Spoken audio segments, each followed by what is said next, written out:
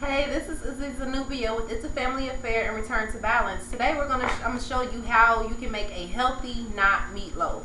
Now, a lot of people, when you are in the transition from eating unhealthy foods to healthy foods, you may come with some roadblocks because a lot of people think eating healthy is just eating salads and fruit, but you can do so much more with the food. There are a lot of great products out there that you can be very creative with. So today I'm gonna show you guys how to make a meatless meatloaf. Now, starting off, we have the meatless grounds by this Veggie Cuisine. It is very, very cool. It's a meatless ground soy based product, and it can be used to make transitional foods such as not meatloaf. I like the texture of it, and then introducing healthy foods to people who are not used to it. This is a good meal if you want to bring your parents, cook them a nice healthy vegan dinner.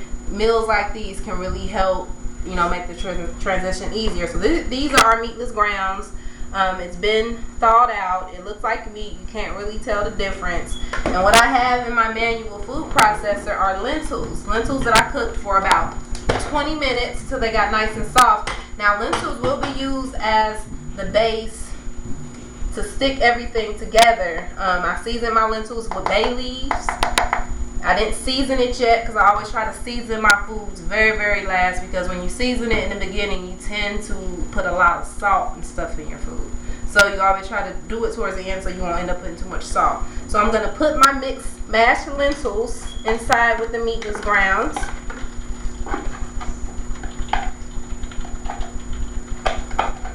And this is so good. Like, once you make it yourself and see how it looks, you'll be just so shocked at how good it looks. And I'm just going to mix these together. I would use my are hot, so I don't want to burn my hands. And you mix it in there good. And to help soak up some of that moisture, I use flaxseed meal. Flaxseed meal is so great. It is excellent for your digestive system. Adding this to your meals will help lubricate your intestinal walls. Sorry about that, I do that a lot, but you guys know how it is. So we're gonna add a little bit of flaxseed. I would say like a half a cup of flaxseed, or how we do it so we think it looks enough. Not really into measuring, because it's something to always tell me when it's too much or too little. And so I mix that together. And you want to mix it until it gets this Play-Doh clay-like texture. If you can zoom in, you can see how the texture, and oh man, I wish the camera had smell effects so you can smell how good this is.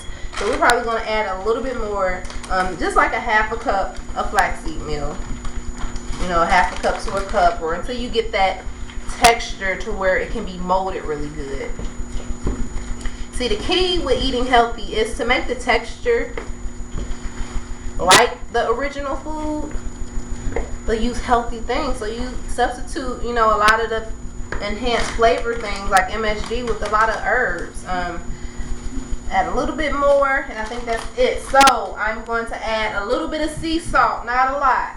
Just mix it in there. Sprinkle it till it's lightly dusted. Some garlic powder. A little bit in there. Probably about 1 tablespoon of each starting off until it's to taste. I add a little bit of chili powder because I love a kick to all my foods. Not too spicy, but to really make that taste really good. And then chili powder is really, really good for killing parasites, intestinal parasites. So that's really, really awesome.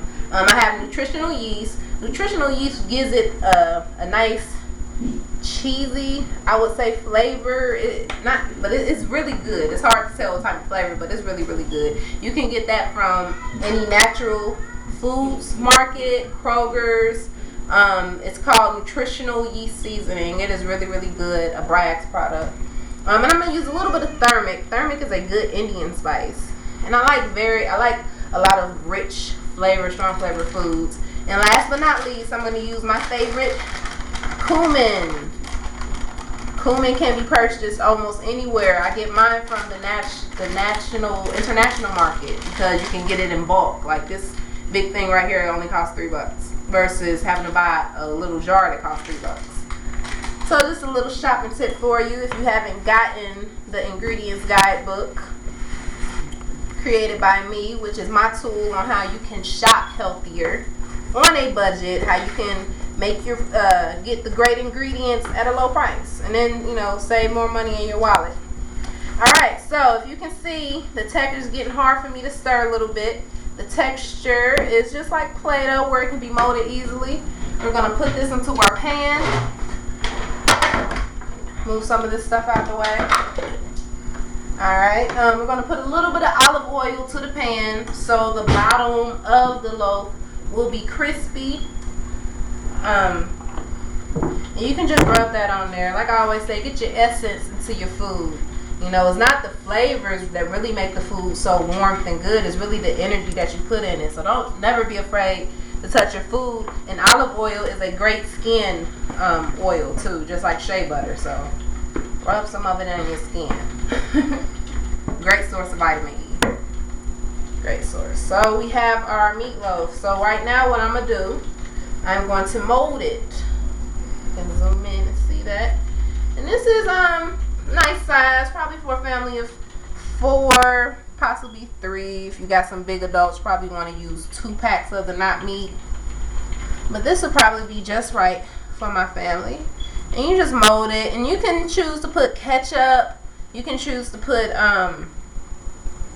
make a gravy with this. Add some potatoes, salads, however, whatever size you want to add with it. Put it in the oven for about 12 minutes and it's done. Because it's not meat, you don't have to worry about anything being raw. You just want it to get warm and nice and firm and golden. So we're going to put this in the oven.